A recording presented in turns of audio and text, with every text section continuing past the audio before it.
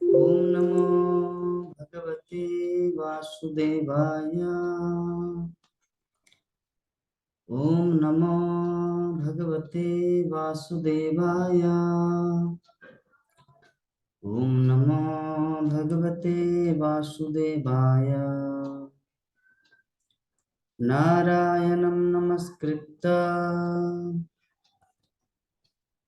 नरं चैव नरोत्तमं देवीं सरस्वतीं व्यासं ततो जयमुदीरये। नष्टप्रायेषु अभद्रेषु नित्यं भागवत सेवया भगवती उत्तमा श्लोके भक्तिर्भवति नष्टिके। तमादिदेवं करुणानिधानं तमालवर्णं सुवितवतारम् अपार संसार समुद्र सेतु भजामः भागवत स्वरूपम्।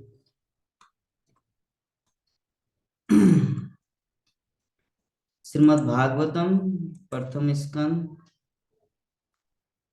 17 अध्याय श्लोक संख्या 21।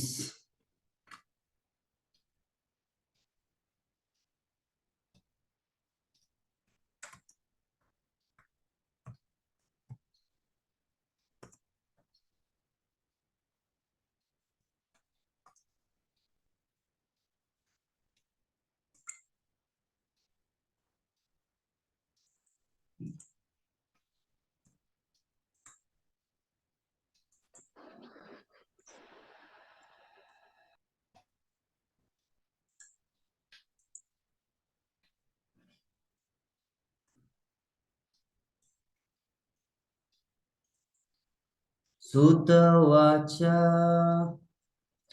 एवं धर्मे प्रवदति स सम्राड् द्विजसत्तमा समाहितेन मनसा विखेद पर्यचष्टतम्।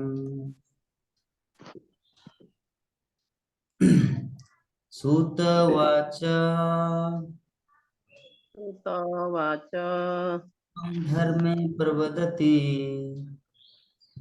एवं धर्मे प्रवदति सम्राट द्विजसत्तमा स सम्राट् द्विजसत्तमा समाहितेन मनसा समाहितेन मनसा खेद पर्यजष्टतम्। विखेदपर्यचष्टतम्। अनुवाद और तात्पर्य his divine grace Shri Bhaktivedanta Swami Srila Prabhupada के द्वारा सुत गोस्वामी ने कहा, हे ब्राह्मणों में श्रेष्ठ, धर्म को इस तरह बोलते सुनकर सम्राट परीक्षित अत्यंत संतुष्ट हुए और बिना किसी त्रुटि या खेद के उन्होंने इस तरह उत्तर दिया। तात्पर्य, धर्मरूप बेल का कथन दर्शन तथा ज्ञान से परिपूर्ण था और राजा इससे संतुष्ट हुआ क्योंकि वो जान गया कि पीड़ित बैल कोई सामान्य जीव न था। जब तक कोई परमेश्वर के नियम से पूरी तरह अवगत न हो तब तक वो ऐसी मार्मिक बातों का या दार्शनिक सत्य का भाषण नहीं कर सकता। सम्राट भी समान रूप से कुशाग्र बुद्धि वाला था, अतएव उसने बिना किसी त्रुटि या संशय के उत्तर दिया।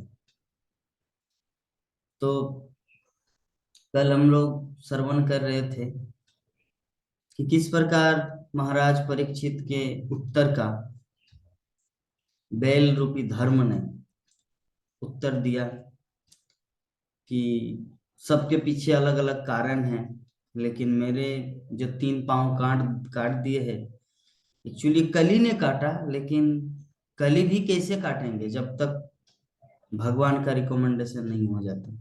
तो हर दृष्टिकोण से उन्होंने कली को दोषी नहीं ठहराया, बल्कि खुद अपने ही कर्म फल के बारे में अपने आप को सुझाव दिए परीक्षित महाराज को कि हे राजा, ये महाराज अभी आप खुद ही निर्णय लीजिए, मेरा सुझाव यही है कि आप खुद सजेशन में खुद इसको सेलेक्ट कीजिए, निर्णय लीजिए कि इसका कारण कौन है।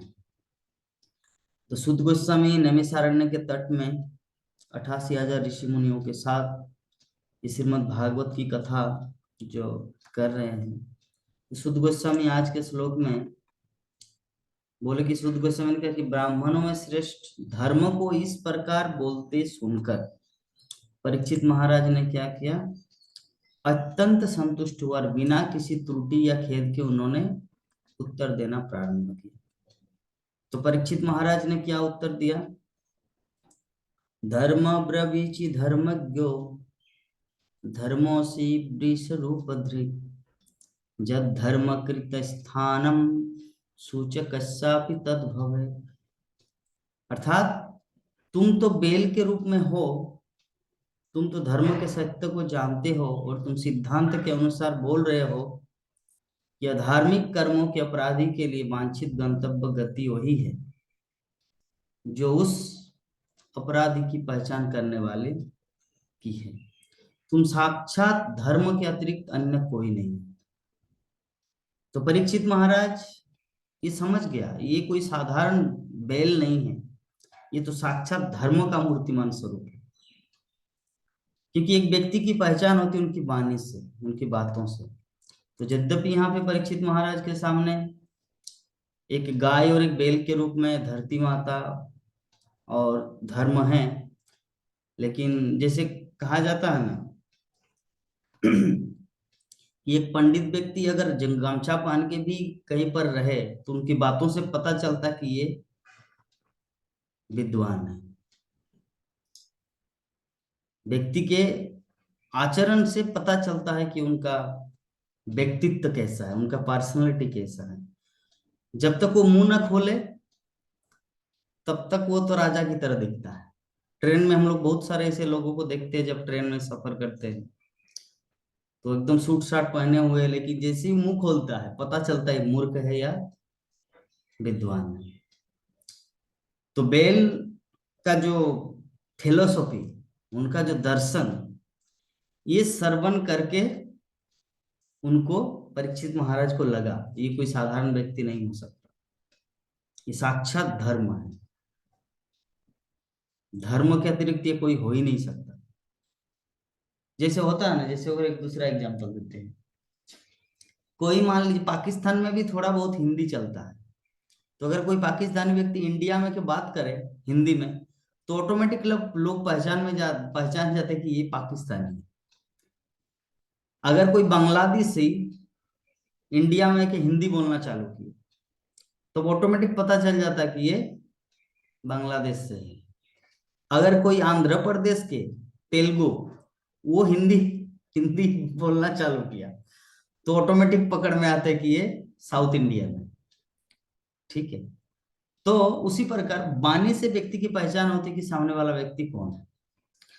तो बैल जो इस प्रकार उनको संबोधन किए, परीक्षित महाराज को बताए, तो परीक्षित महाराज समझ गए। जैसे जो राजा होते हैं, जैसे दो अपराधी हैं तो अपराधी को राजा के सामने लाया जाता है, तो एक अपराधी नहीं है लेकिन एक व्यक्ति अपराधी है, लेकिन मंत्री परिषद उनको पहचान में नहीं, मतलब जान नहीं पा रहे कि कौन व्यक्ति क्रिमिनल है, लेकिन राजा उनकी आंखों से ही पहचान में आते हैं कि सामने वाला व्यक्ति अपराधी है, ये उनको फंसा रहा है, क्योंकि राजा के पास वो शक्ति रहते हैं। ठीक है, तो श्रील प्रभुपाद तात्पर्य में लिख रहे हैं कि भक्त का निष्कर्ष यही है कि भगवान की इच्छा के बिना कोई उपकारी बनने या हानि पहुंचाने वाला बनने के लिए प्रत्यक्ष रूप से उत्तरदायी नहीं होता। इस संसार में हम लोग किसी को हेल्प कर रहे हैं, उसमें भी कृष्ण की इच्छा होनी चाहिए। हम लोग किसी को दंडित कर रहे हैं, उसमें भी हमारा खुद का शक्ति नहीं है।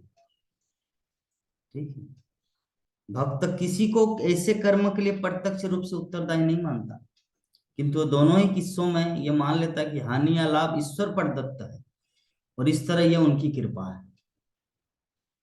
मतलब समझ गए चीज को?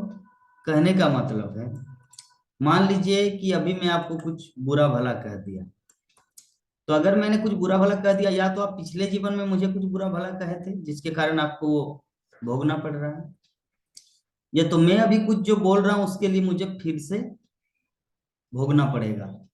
क्योंकि इस संसार का नियम ऐसा है ना, लोगों को दुख देंगे तो दुख मिलेगा, सुख देंगे तो सुख मिलेगा, रिटर्न आता है हर चीज।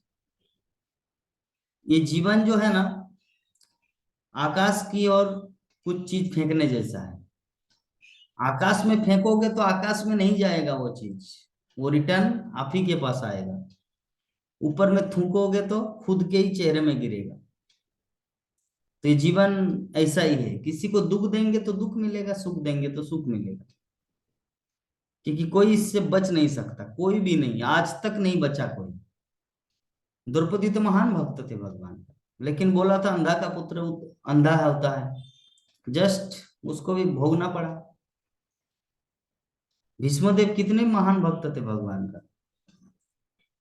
तो 100 जन्म पूर्व जो पाप किए थे उसको भोगना पड़ा। और भी बहुत सारे हैं। सुदामा, बचपन में दोनों गए थे कृष्ण के साथ गोचारण के लिए, या लकड़ी इकट्ठा करने के लिए रात का समय। तो गुरु माता ने दिया था कुछ चना भजा, तो सुदामा इतना लोभी था ब्राह्मण, एक्चुअली गुरु माता दिए थे कृष्ण और सुदामा दोनों के लिए। और अब इतना बारिश हो रहा है रात को, अभी दोनों पेड़ पे चढ़ गए, तो सुदामा के पास था वो चना भाजा, लेकिन उन्होंने कृष्ण को दिया नहीं। क्योंकि वो सोच रहे थे अगर मैं कृष्ण को दूं तो मेरा कम पड़ जाएगा। तो इसीलिए क्या करते, चलो खाना चालू करते। तो गरम गरम और जो अपने पोटली में लेके आए थे, सुदामा खुद खाने चालू चालू किया। तो भगवान श्री कृष्ण ने उनको पूछा, दूसरे पेड़ में है कृष्ण और ये सुदामा है दूसरे पेड़ में, दोनों ऊपर में, और पूरा बारिश हो रहा है। बोले कि आपके दांत का आवाज क्यों आ रहे है, क्या खा रहे? बोले नहीं नहीं मैं कुछ नहीं खा। तो ये जो झूठ बोला, तो जिसका परिस्थिति स्वरूप क्या हुआ, भविष्य में वो गरीब बन गया। खैर कृष्ण की कृपा से धनी बना, लेकिन कर्मफल ऐसा होता है, कर्मफल से कोई नहीं बच सकता। बहुत सारे ऐसे होते हैं, कोई एक पत्नी है, एक व्यक्ति शादी किया, पत्नी को गरीब फैमिली से है तो उनको सहायता किया, उनको अपने जीवन में लाए। जीवन में लाने के बाद वो पत्नी क्या किया, पति तो सरल है, पति जो है वो सरल है। अभी पत्नी क्या किया, पति रहते अपने जॉब में, अपने बिजनेस में।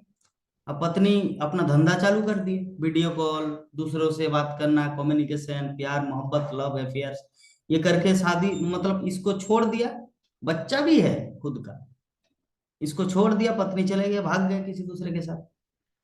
तो यद्यपि ये प्रेजेंटली ऐसा लगता है कि वो सुखी है, मतलब वो धोखा दे दी, नहीं, उनको भोगना पड़ेगा एक दिन। देखना, जिसके लिए वो घर छोड़ा, जिसके लिए अपने सरल पति को त्यागा उन्होंने, उसको एक दिन त्यागेंगे वो व्यक्ति। क्योंकि प्रकृति का नियम ही ऐसा, मतलब चेन ऐसा बनाया गया है ना, साइकिल का जो चेन होता है ना, जैसे घूमता रहता है ऐसे गोल गोल, जिस तरह पेडल मारेंगे ऐसे घूमता रहता है, कभी ऊपर तो कभी नीचे। ऐसा नहीं कि ऊपर चला गया मतलब वो नीचे नहीं आएगा, उसको आना ही है। तो उसी प्रकार जो दूसरों को धोखा दिया, अभी प्रेजेंटली कुछ नहीं हो रहा है, थोड़ा सा एंटरटेनमेंट करेंगे, लेकिन बाद में उसको रोना पड़ेगा। क्योंकि नेचर नेचर किसी का बदलता नहीं, सिग्नेचर और नेचर किसी का बदलता नहीं। वो जो नेचर, जिस नेचर से ये लड़की, कहने का मतलब ध्यान से सुनिए, कि ये लड़की एक सरल संपन्न अच्छे परिवार में शादी हुआ था, पति सरल पति को छोड़कर उन्होंने अपना धंधा अपना लिया और एक फालतू व्यक्ति के साथ वो चला गया, भाग गए।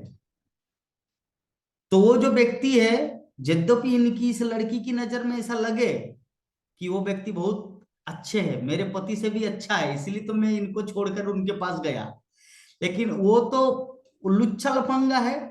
उनका नेचर तो ऐसा नहीं कि इस लड़की से शादी किया मतलब वो हमेशा के लिए उनके साथ रहेंगे,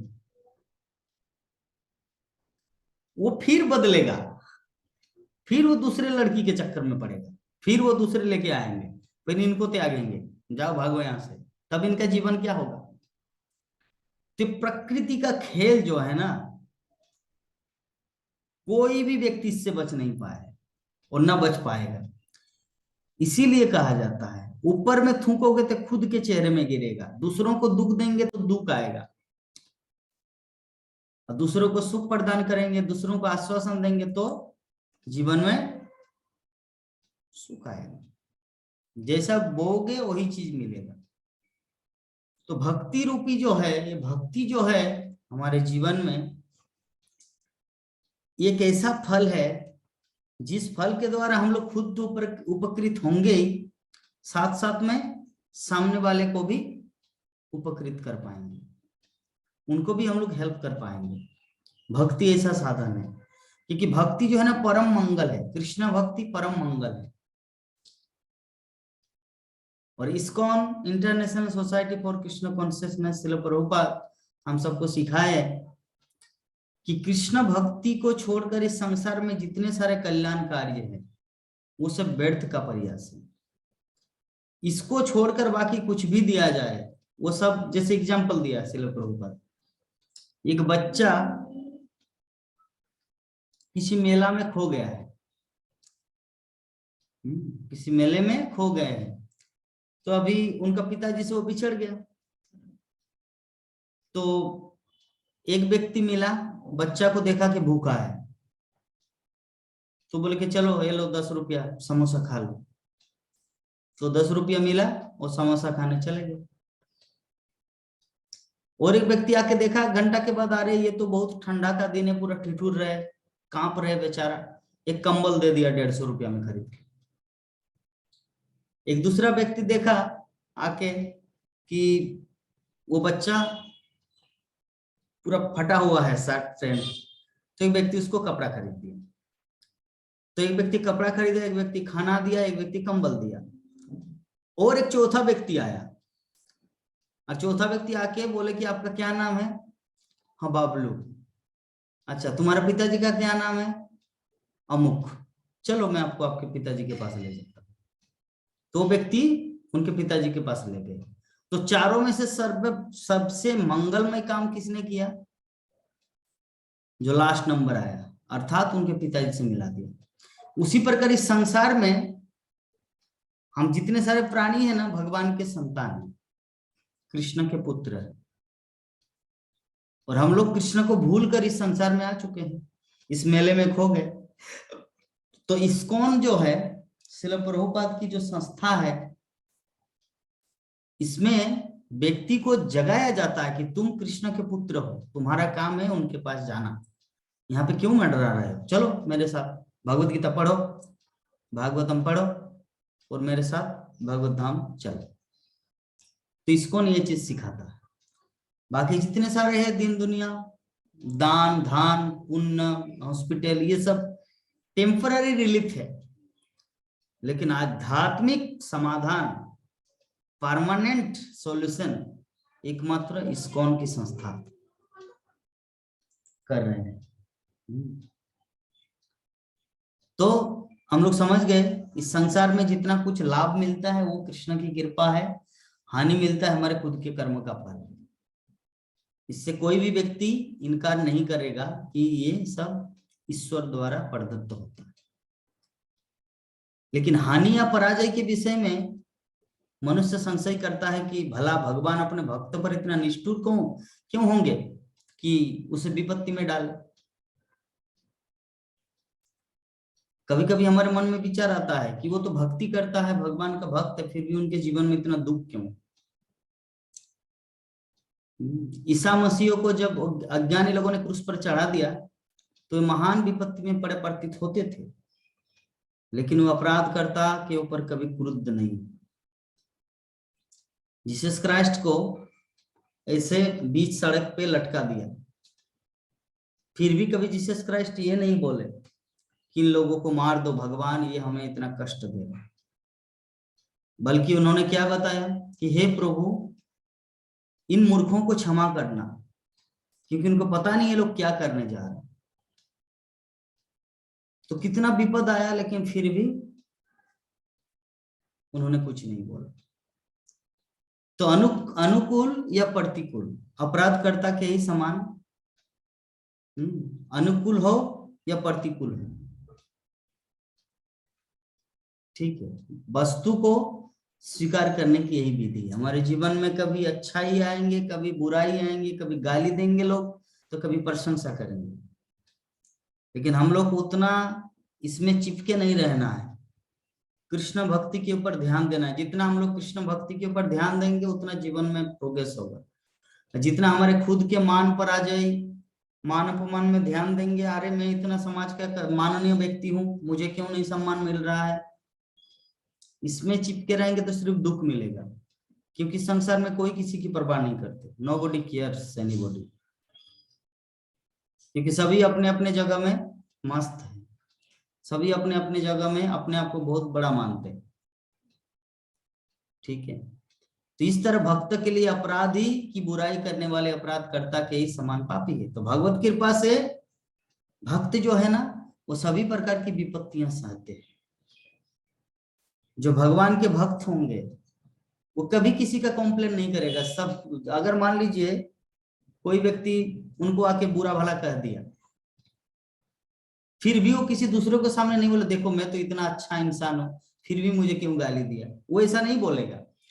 वो खुद ऐसे रियलाइज करेगा, हो सकता है मेरे अंदर कुछ ना कुछ ऐसी त्रुटियां हैं जिसके कारण मुझे वो गाली देके चले गए।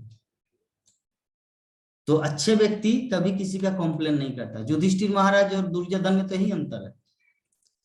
युधिष्ठिर महाराज जो है, दुर्योधन, द्रोणाचार्य ने दोनों को भेजा। दुर्योधन को बोला कि दुर्योधन जाओ, देख क्या हो कि संसार में सबसे अच्छे व्यक्ति को ढूंढ के लाओ। बोले कि यथाज्ञा गुरुदेव। तो दुर्योधन चला गया और युधिष्ठिर को बोला आप तुम जाओ, इस संसार में सबसे बुरा व्यक्ति जो है ना उनको ढूंढ के लाओ। युधिष्ठिर महाराज भी चले गए। दुर्योधन पूरा पृथ्वी घूमा और युधिष्ठिर महाराज भी पूरा पृथ्वी घूमा और आके द्रोणाचार्य के पास आके बोले, दुर्योधन क्या बोले, दुर्योधन क्या बोले,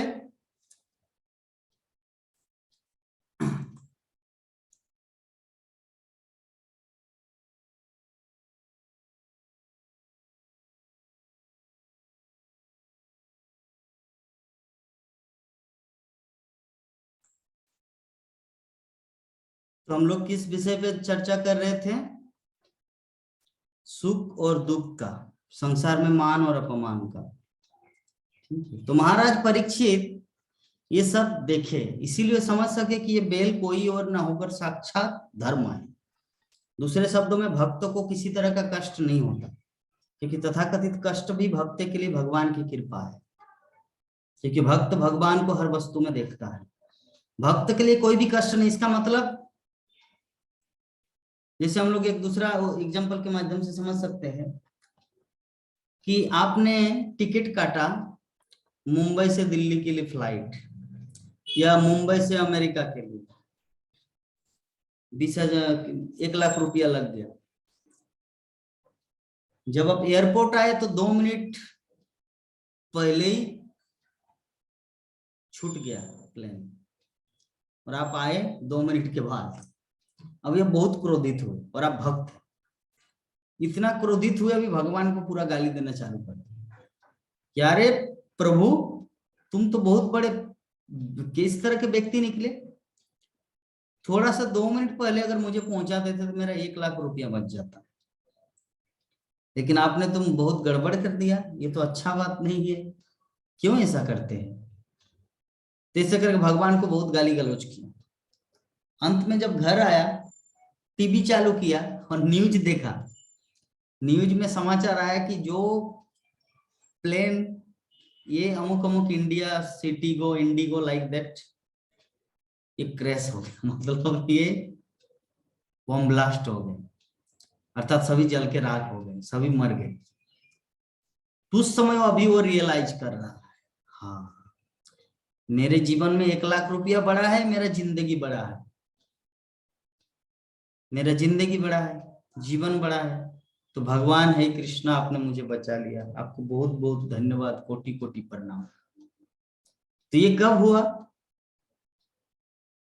जब तथ्य को समझे। तो उसी प्रकार हमारे जीवन में भी भगवान कभी कभी ये सब छोटे मोटे दुख देते हैं, आपातकालीन दुख, लेकिन वो हमारे मंगल के लिए होता है। यद्यपि हम लोग नहीं समझ पाते, दैट इज आवर फॉल्ट्स, ये हमारे खुद की कमी है।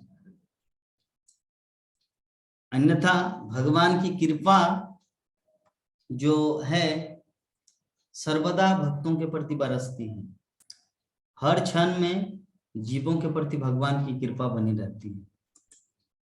ठीक है, तो गाय तथा बैल ने कभी राजा से यह शिकायत नहीं की कि वो कलियुग द्वारा सताए जा रहे हैं। यद्यपि राज्य अधिकारियों के समक्ष सभी लोग ऐसी शिकायतें पेश करते हैं, बैल के असाधारण आचरण से ही राजा ने निष्कर्ष निकाला कि बैल साक्षात धर्म था। हम लोग देखते हैं इन जेनरली, अगर आप उस जगह में रहते नंद किशोरी माता जी, आप क्या बोलते कि हाँ हाँ मुझे यही मारा, ये कल ही मुझे मारे, डंडा मार रहे थे। लेकिन धर्म ने वैसा नहीं की, क्योंकि धर्म तो धर्म है, वो जानते हैं कि मूल रूप से सब कुछ के पीछे कृष्ण का हाथ है। तो मैं साधारण कलियुग को क्यों बोलूं कि इन्होंने मुझे मारा? तो परीक्षित महाराज ये चीज विचार किया, क्योंकि धर्म की बारीकियों को अन्य कोई भी इस तरह नहीं समझ सकता जितना धर्म समझ सकते। इसीलिए उन्होंने कंक्लूजन निकाला, ये कोई बेल नहीं, ये धर्म है।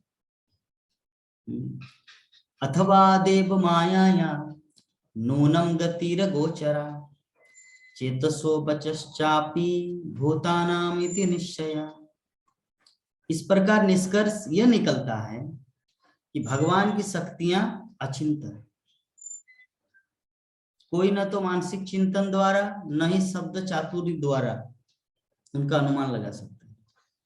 कृष्ण इतने विशाल है भगवान कि उनको कोई भी व्यक्ति, उनकी शक्तियां जो है ना अचिंत, अचिंत मतलब बियॉन्ड आवर सेंस परसेप्शन, हमारे चिंतन शक्ति से परे,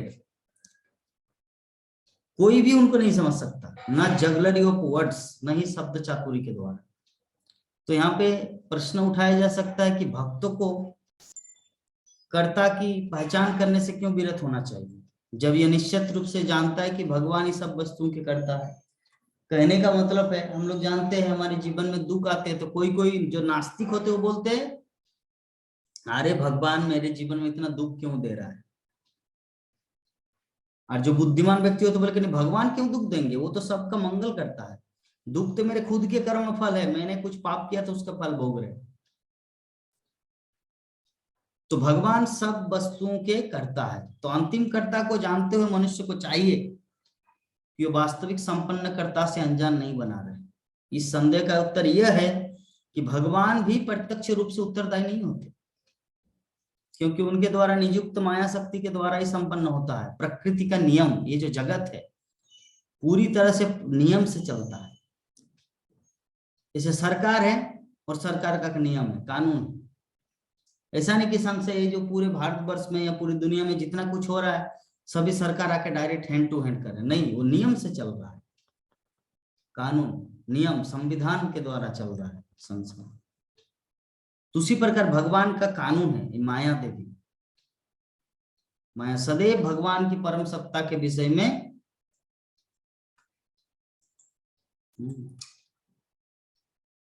संदेह उत्पन्न करती थी। धर्म यह अच्छी तरह जानता था कि परमेश्वर की इच्छा के बिना कुछ भी संपन्न नहीं हो सकता, तो भी माया उसे संशय में डाल रही थी, जिससे वो परम कारण बताने से कतराता रहे। तो ये संशय, जो डाउट है हमारे जीवन में, कली तथा माया दोनों के कलमश के कारण था। ये जो हमारे जीवन में जो डाउट होता है ना, नेगेटिविटी आता है ना, ये किसके कारण होता है जानते हैं? माया तथा कली। वर्तमान, पहले के युग में क्या था, व्यक्ति माया से डरते थे, लेकिन अभी एक साथ में दो व्यक्ति शिकार कर रहे हैं हम लोग, माया तथा कली। अगर मान लीजिए युद्ध मैदान में उतरे, आपके पास एक धनुष बाण और सामने वाला केक है, तो उसके साथ आप मुकाबला कर सकते हैं। लेकिन अगर दो धनुष वाला हो और आप अकेले हैं, तो कि एक साथ में आप दो दो तीर थोड़ी चला सकते हैं, आप अर्जुन थोड़ी है। इसको अगर मारने जाए तो ये तब तक मार देंगे, इसको मारने जाए ये तब तक मार देंगे, तो अकेला संभव नहीं। तो इस कलियुग की अवस्था क्या, माया तथा कली दोनों एक साथ आक्रमण करते हम सबको। इसीलिए हम लोग को बहुत ही सचेत रहना पड़ता है। कलियुग का सारा वातावरण भ्रामक शक्ति के कारण विशाल रूप में दिखता है और इसकी माप अकद्य है। कलियुग में कितना पाप है और कितना अपराध या कितना कुछ होता है ये हम लोग समझ नहीं सकते। कहा गया है तपस्वचम दया सत्यम नीति पादाकृति कृता अधर्म स्त्रियो भग्ना स्वयं संग देस्तवा। अर्थात कि सत्य युग में तुम्हारे चारों पेड़ तपस्या, पवित्रता, दया तथा सच्चाई के 4 नियमों द्वारा स्थापित थे।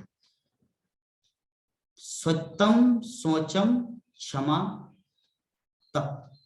4 पैर है। धर्म के कितने पैर है नंदा किशोरी माता जी? 4 पैर है। सत्य, तपस्या, पवित्रता तथा दया। किंतु ऐसा प्रतीत होता है कि अहंकार, काम वासना तथा नशे के रूप में सर्वत्र व्याप्त अधर्म के कारण तुम्हारे 3 पांव टूट चुके। 3 पांव टूट गए। किसके कारण? अहंकार, इस संसार में जो है चारों तरफ देखने को मिल रहा है। काम वासना, सेंस ग्रेटिफिकेशन, नशा, शराब पीना, सिगरेट पीना, तो इसके कारण धर्म की जो 3 पैर है वो टूट चुके हैं। टोटल 4 पैर होता है एक बैल का, उसी प्रकार धर्म के 4 पैर है, उनमें से 3 पैर टूट चुका है। तो तात्पर्य में श्रील प्रभुपाद हम सबको बताना चाह रहे हैं कि भ्रामक शक्ति या भौतिक प्रकृति जीव पर उस अनुपात में अपना प्रभाव दिखाती है जिस अनुपात में जीव माया के भ्रामक आकर्षण का शिकार होता है। हाँ, कहने का मतलब जो क्षत्रिय होते हैं ना वो किसी से डरते नहीं। एक क्षत्रिय अगर जंगल में जाए तो शेर से नहीं डरेगा, बल्कि उस शेर से लड़ाई करते हैं। लेकिन हम सब कोई इन जनरल अगर कोई जाए तो शेर को देख के हम लोग भागेंगे, बल्कि हम लोग किसी लोमड़ी को देख के भी भाग सकते हैं। लेकिन क्षत्रिय राजा क्या करते थे? सिंह के साथ लड़ाई करते थे, बाघ के साथ लड़ाई करते थे। तो माया देवी को सिंह मान लिया जाए और हमारी स्थिति एक व्यक्ति विशेष की तरह। तो एक व्यक्ति विशेष को सिंह तुरंत डरा देते हैं, लेकिन अगर वो क्षत्रिय हो तो उसे डरा नहीं पाते। तो हमारी जो भक्ति है, हमारे अनुपात के अनुसार माया देवी हम लोग का अटैक करते हैं।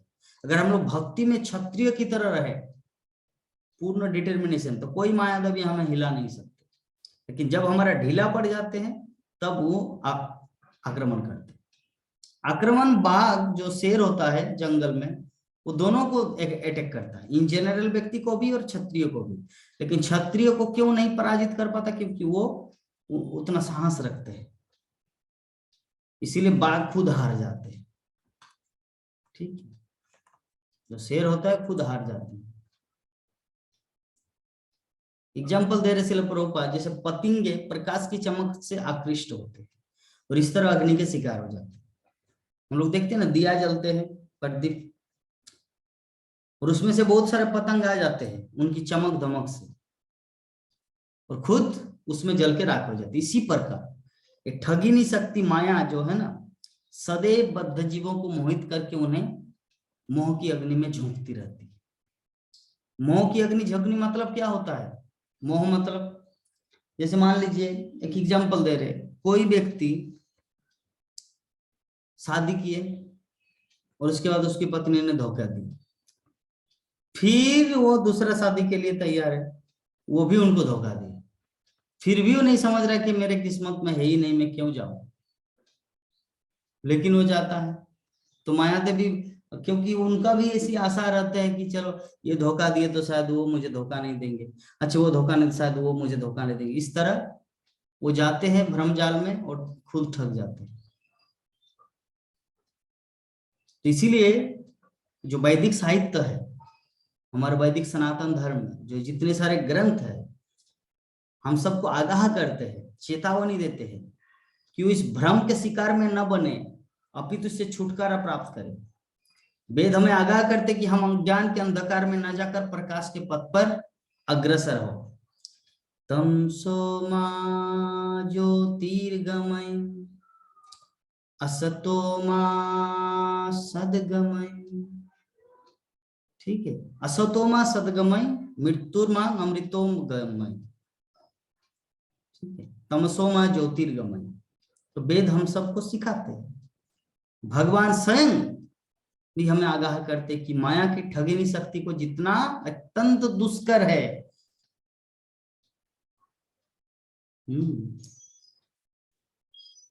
क्या है वो श्लोक? वो श्लोक क्या है? माया में तंग तरंत थे, माया में तंग तरंत थे जे भजंती तुमांग भक्ता। श्लोक याद नहीं आ रहा है। आपी चेत सुदुराचार भजते माम। देवी हस्य गुणमयी मम माया दुरत्तया। भगवान श्री कृष्ण अर्जुन को बोल रहे, देवी हस्य गुणमयी मम माया दुरत्तया। मेरी जो माया शक्ति है ये बहुत है डिफिकल्ट, बहुत डिफिकल्ट है, इसको पार करना वेरी वेरी डिफिकल्ट। माया मामे वो जो प्रपद्यन्ते, जो मेरी शरणागत हो जाते हैं, माया में तुम तरंत थे, वो व्यक्ति तर जाते हैं। ठीक है, तो वो इसे सरलता से जीत सकते हैं। लेकिन भगवान के चरण कमल के आश्रम में जाना आसान नहीं है, ये भी एक फिलोसॉफी है। इसमें तो हम लोग बोल देते कि भगवान की शरण में जाओ, शरण में जाओ, लेकिन भगवान की शरण में जाना भी कोई साधारण बात नहीं है। इसके लिए क्या क्या चाहिए शरण में जाने के लिए? तपस्या, दूसरा पवित्रता, तीसरा दया, चौथा सत्य से युक्त पुरुषों को ही मिल सकती है ये भगवान की शरण। उन्नत सभ्यता के ये चारों नियम सत्ययुग के उल्लेखनीय लक्षण थे। सत्ययुग में ये चार लक्षण पाए जाते थे प्रत्येक व्यक्ति के अंदर। सत्य रहते, पवित्रता, तपस्या तथा दया, दूसरे जीवों के प्रति दया। उस युग में प्रत्येक मनुष्य एक तरह से उच्च कोटि या योग्य ब्राह्मण होता था, और आश्रमों में सभी परमहंस अर्थात उच्च कोटि के सन्यासी होते थे उस समय सत्य युग में। तो सांस्कृतिक आधार के कारण मनुष्य को माया ठगती नहीं थी। इसे प्रबल चरित्रवान व्यक्ति अपने को माया के पास से दूर रखने में सक्षम थे।